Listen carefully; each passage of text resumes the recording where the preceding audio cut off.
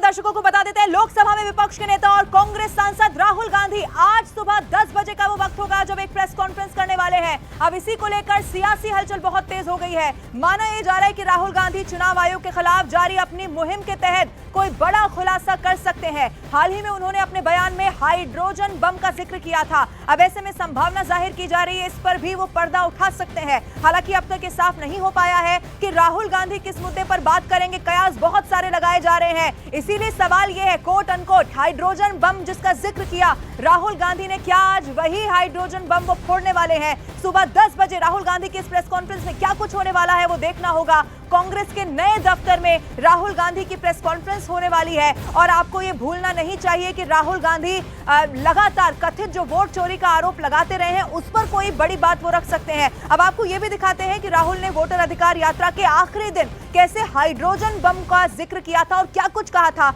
वो सबसे पहले आप सुनिए।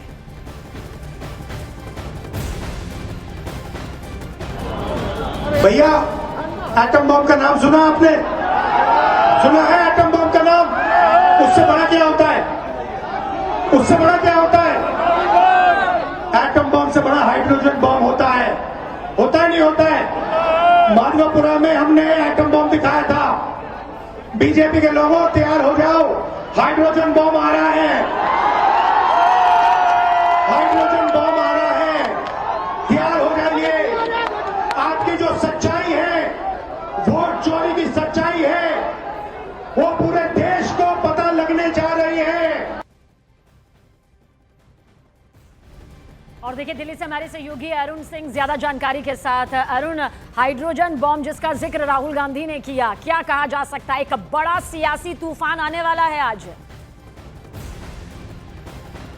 देखिए, राहुल गांधी ने पहली प्रेस कॉन्फ्रेंस में कहा था कि बेंगलोर साउथ लोकसभा सीट की महादेवपुरा विधानसभा सीट में 1,250 वोट फर्जी पड़े थे और फर्जी वोटरों के नाम थे।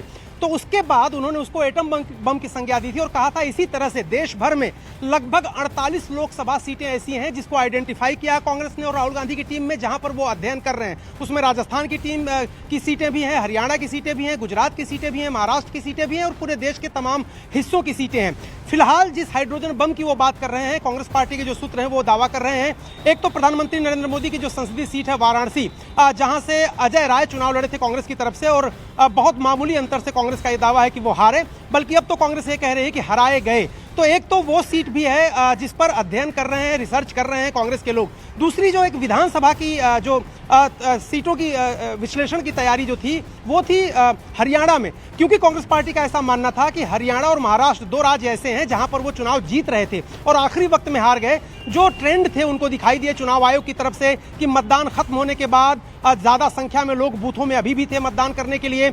आंकड़े एक बार आ गए, फाइनल आंकड़ों में 3, 4, 5% का उछाल आ गया।